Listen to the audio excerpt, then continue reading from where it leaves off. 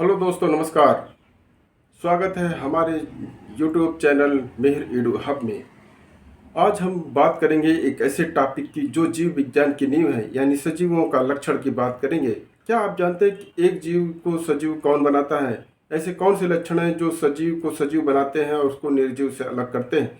क्या एक पौधा और एक इंसान में कुछ समान हो सकता है, या फिर एक बैक्टीरिया और हम में कुछ समानता है, कुछ एक जैसा है? चलिए इसे आसान और मज़ेदार तरीके से समझते हैं। वीडियो में अगर आपको अच्छा लगता है तो इसे लाइक शेयर सब्सक्राइब कीजिए। तो हम सजीवों के लक्षण, उनके उदाहरण और कुछ मज़ेदार तथ्यों को जानेंगे। अंत तक हमारे साथ बने रहिए। सजीवों में कुछ खास लक्षण होते हैं जो उन्हें निर्जीव से अलग करते हैं। चलिए इन लक्षणों को एक एक करके समझते हैं। पहला लक्षण है कोशिकीय संगठन। सभी सजीव कोशिका से बने होते हैं।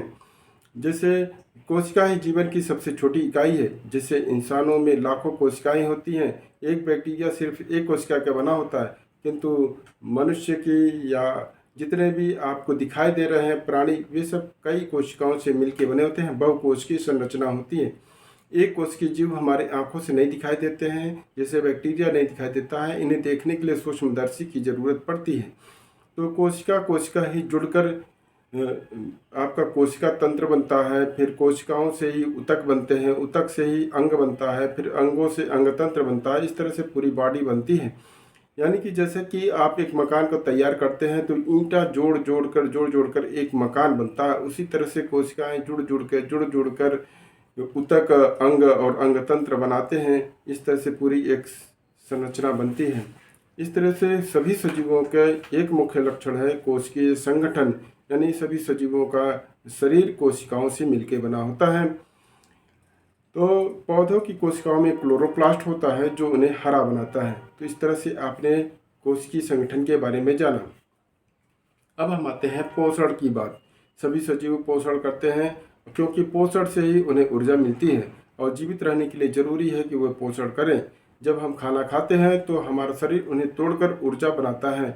हमारे अंदर भोजन जाता है तो उसमें रासायनिक क्रियाएं होती हैं, जिसे चयापचय कहते हैं। इसके फलस्वरूप वो छोटे छोटे टुकड़ों में टूटता है और उससे हमें एनर्जी मिलती है। वे खून में मिलते हैं और शरीर के सारे अंगों में पहुंचते हैं। इसी तरह से पौधे प्रकाश की रोशनी में अपना भोजन तैयार करते हैं। इस तरह से कुछ पौधे जो स्वयं भोजन बनाते हैं उन्हें स्वपोषी कहते हैं। जो भोजन के लिए पौधों पर निर्भर होते हैं उन्हें परपोषी कहते हैं। और इसी के आधार पर हम शाकाहारी, मांसाहारी, सर्वाहारी जंतुओं में भी वर्गीकरण किया जाता है। जो केवल पौधे पर निर्भर रहते हैं, घास फूस इत्यादि खाते हैं, उन्हें शाकाहारी जंतु कहते हैं, जैसे बकरी, भेड़, भैंस इत्यादि। और जो केवल जंतुओं को खाते हैं, यानी मांस पर निर्भर रहते हैं, उन्हें मांसाहारी जंतु कहते हैं। और जो दोनों चीज़ों को ग्रहण कर सकते हैं, जैसे कि शाकाहारी भी चीज़ें खा सकते हैं, मांसाहारी भी चीज़ें खा सकते हैं, तो उन्हें सर्वाहारी के कैटेगरी में रखा गया है, जैसे मनुष्य, कुत्ता इत्यादि। और मांसाहारी में शेर, बाघ इत्यादि। तो इस तरह से सभी सजीव पोषण करते हैं और सभी और निर्जीव पोषण नहीं कर सकते हैं। इस तरह से आप पाचन की क्रिया को देख सकते हैं। वृद्धि और विकास, सभी सजीव बढ़ते रहते हैं, उनमें वृद्धि और विकास होता रहता है। एक छोटा सा बीज धीरे धीरे बढ़कर पौधा और वृक्ष बन जाता है। उसी तरह से एक बच्चा बड़ा होकर वयस्क हो जाता है। इसी तरह से आपने देखते हैं कि तितली और रेशम के जो जीवन चक्र है उनके माध्यम से आप समझ सकते हैं। तितली के पहले अंडा होता है, अंडा से एक कीड़ा निकलता है जिसे कैटरपिलर कहते हैं। यह पत्तियों को खूब खाता रहता है।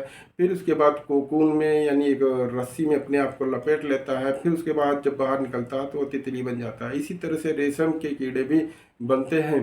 पहले रेशम से अंडे, अंडे से लार्वा या कैटरपिलर, फिर इसके बाद रेशम के कीड़े बनते हैं। इस तरह से उनका वृद्धि और विकास और परिवर्तन होता रहता है।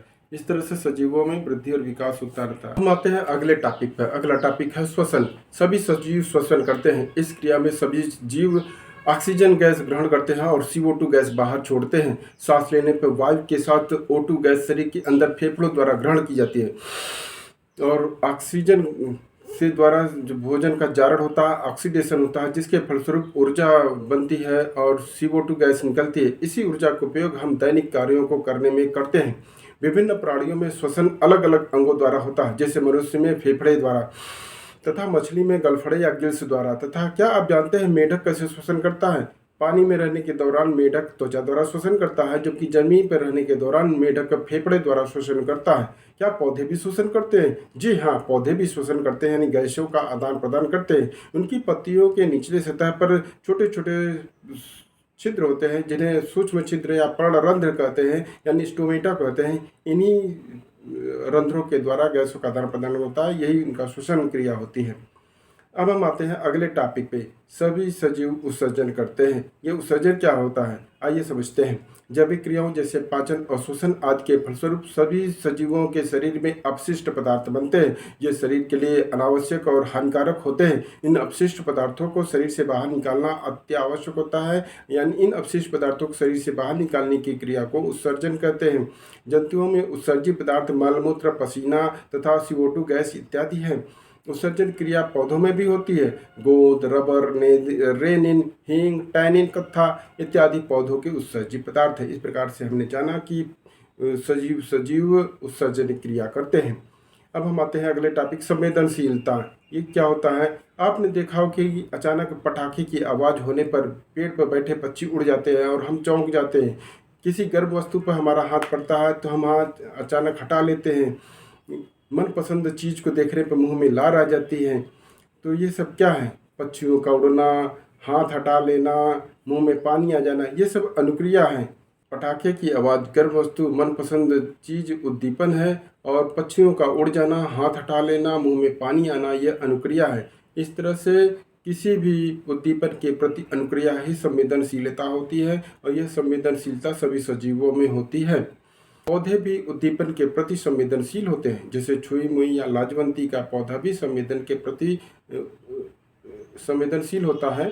छुई मुई का या लाजवंती का पौधा भी संवेदन के प्रति अनुक्रिया करता है। जब आप उसको छूते हैं तो उसकी पत्तियां बंद हो जाती है, जब वहाँ पर हाथ हटाते हैं तो पत्तियां खुल जाती है। इसी तरह से रात रानी का पुष्प केवल रात में खिलता है, दिन में बंद रहता है। सूरजमुखी का पौधा भी सूरज को देखकर अनुक्रिया करता है। इस प्रकार से आपने जाना कि सभी सजीव संवेदनशील होते हैं, उनमें संवेदनशीलता होती है।